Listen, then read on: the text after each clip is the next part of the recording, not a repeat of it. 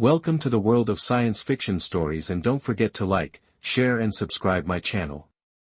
Enjoy the listening. The signal that changed everything. Humanity's first contact. Horror.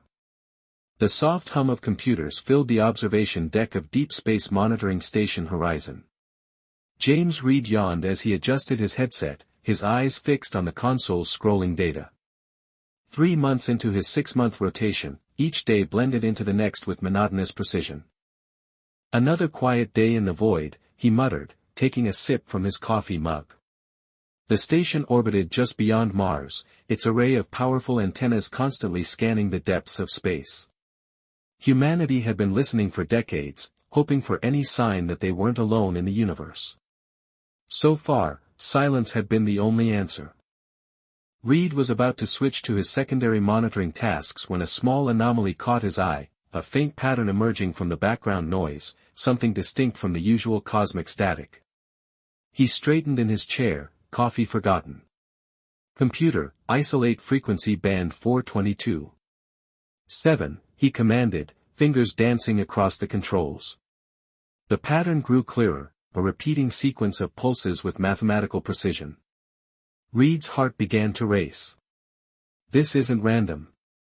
This isn't natural. Computer, run comparison against all known human transmissions. No match found, the computer responded flatly. Reed pressed the intercom button. Commander Taylor, I need you on the observation deck. Now. Within minutes, Commander Emma Taylor arrived, her normally composed face showing concern. This better be important, Reed. I was in the middle of the weekly report. Look at this, Reed said, pointing at his screen. It started about 20 minutes ago. It's weak but distinct, and it's not one of ours. Taylor leaned over his shoulder, eyes narrowing as she studied the pattern. Could be equipment malfunction. Run diagnostics. Already did. Everything's functioning perfectly, Reed replied, pulling up another screen. And look at this, the signal has a mathematical structure, prime numbers repeated in sequence. Taylor's expression hardened. Where's it coming from? OSCD system, approximately 12 light-years away. Taylor ran a hand through her short gray hair. 12 light-years? That's practically next door. And that's not all, Reed continued, excitement building in his voice. The pattern keeps changing, becoming more complex. It's like it's trying to build a language, or a warning. Open a secure channel to United Space Command. Priority Alpha.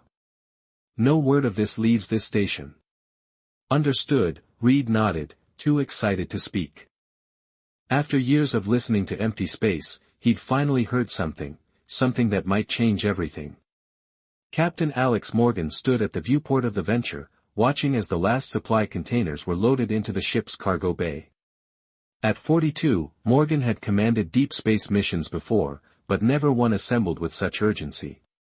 Captain, Dr. Lisa Wells called from behind him, tablet in hand.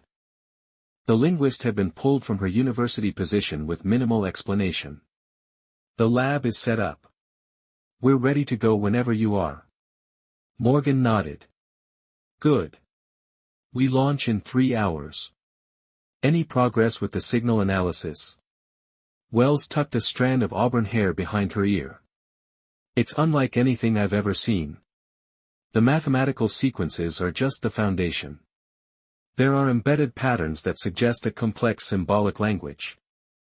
Whatever sent this knows how to communicate across species barriers, or they're just broadcasting in every way they can, hoping someone understands.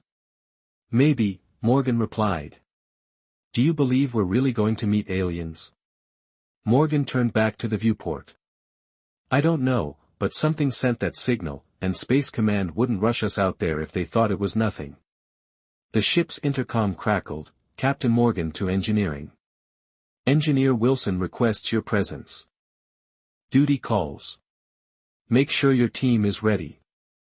Doctor, if this is first contact, I want humanity's best foot forward in engineering. Tom Wilson was elbow deep in a tangle of cables. He didn't look up as Morgan entered. Captain, you need to see this. Wilson gestured toward a large screen displaying fragments of the mysterious signal. The station sent us the latest data packets.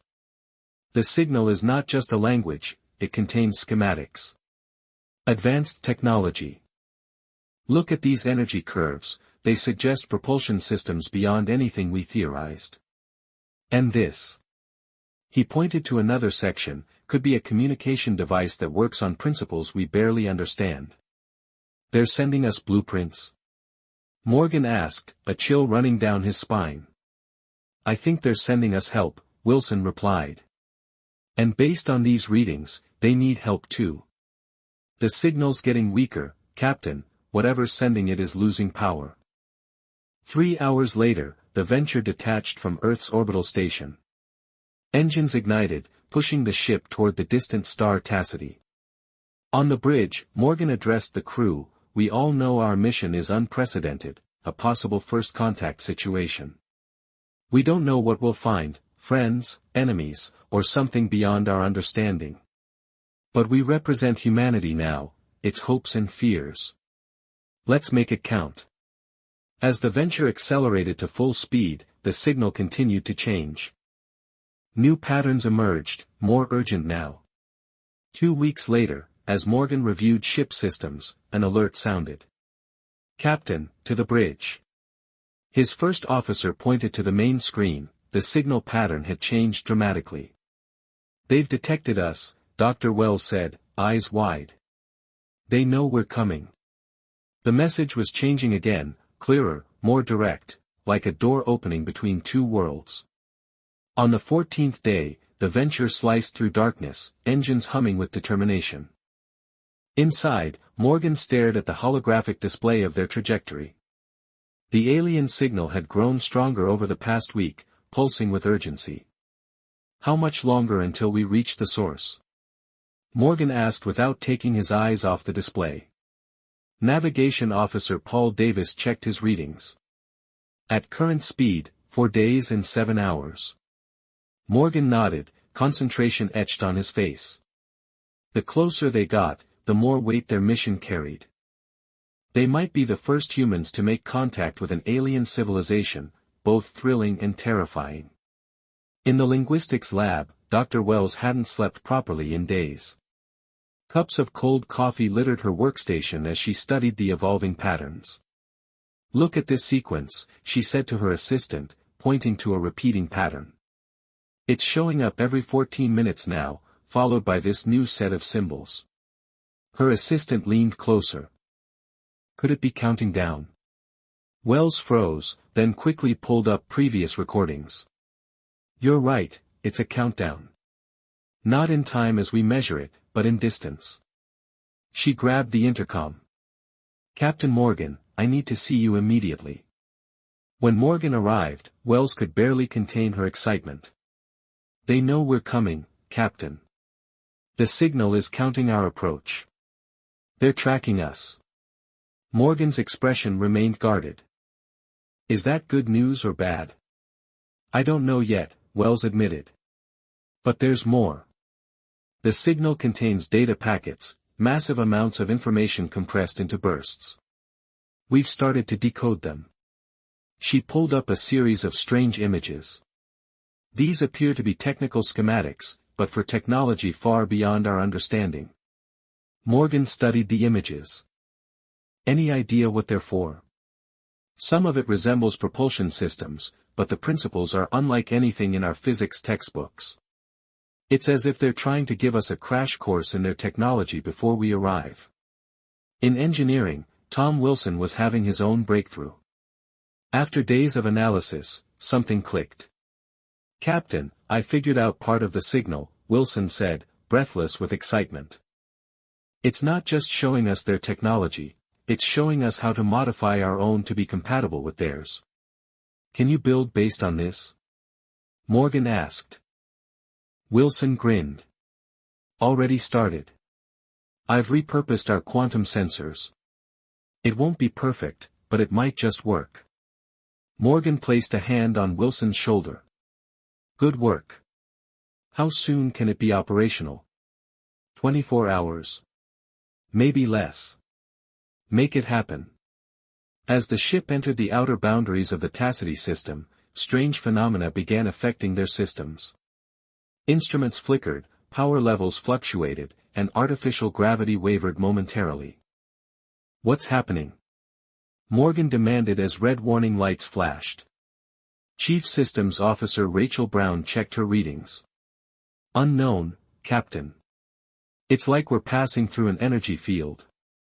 Nothing harmful yet, but it's interfering with our systems. Could it be defensive? Morgan asked. I don't think so, Brown replied. It seems natural, or at least not intentionally hostile. Wilson's voice came over the intercom. Captain, the quantum communicator just activated on its own. It initialized itself when we entered this region. Morgan and Wells rushed to engineering. Wilson stood before a device pulsing with eerie blue light. I think their technology recognized ours, Wilson explained. Can we communicate back? I believe so, Wilson replied, making quick adjustments. The humming changed in response, becoming more structured. Suddenly, a holographic image formed above the device, a star chart with a pulsing point of light. Davis followed them to engineering. That's where we are, Davis said. And, must be them. He pointed as another blinking light appeared, a massive object orbiting a distant planet. The image zoomed in to reveal a spacecraft, enormous, with sweeping curves like liquid metal. Parts glowed with the same blue light as their communicator, other sections were dark and damaged. It's beautiful, Wells whispered. The image changed again, showing the ship's torn sections and energy spilling from ruptured systems. They're hurt, Morgan said quietly. A new series of images showed smaller objects approaching the damaged vessel, a clear distress call. Morgan realized they were asking for help. As the Venture approached, the alien ship grew visible through their viewports, no longer just an image. It was breathtaking in scale but radiated an aura of advanced technology that made the Venture seem primitive by comparison. All hands, prepare for approach procedures, Morgan announced. First contact protocols are now in effect. In the observation lounge, off-duty crew members gathered at the windows, staring in awe at the alien vessel. For humans who had long wondered if they were alone in the universe, the answer now hung before them, vast and undeniable. Wells stood beside Morgan on the bridge, heart pounding. What do we say to them? What's the first word from humanity to another intelligent species? Morgan considered for a moment, then smiled slightly. We say, we heard your call. We're here to help. As the Venture closed the final distance, the quantum communicator pulsed once more. A simple message formed in the air, not in any human language, but somehow instantly understandable to everyone who saw it. Thank you for coming. Please hurry. The Venture approached the massive alien vessel with cautious precision. Morgan watched as the navigation team maneuvered their ship toward a docking area. The alien craft dwarfed them, its damaged hull stretching out like a wounded giant against the backdrop of stars. Approach vector locked in, Davis reported. Estimated docking in 5 minutes. Morgan nodded. All boarding party members report to airlock 3. Full environmental suits required. Dr. Wells adjusted her helmet, triple-checking the seals. As the ship's xenolinguist, her presence on the first boarding party was essential, though her hands trembled with excitement.